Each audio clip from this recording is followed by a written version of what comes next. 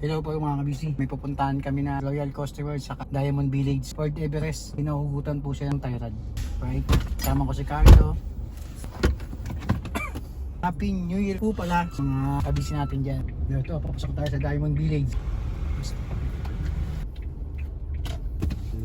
Yeah, okay. Let's go. Kung ayaw na umandar, check daw yung mga boys. Ito yung traffic do.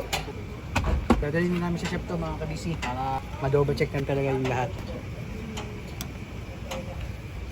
Ano, wala nang gamit.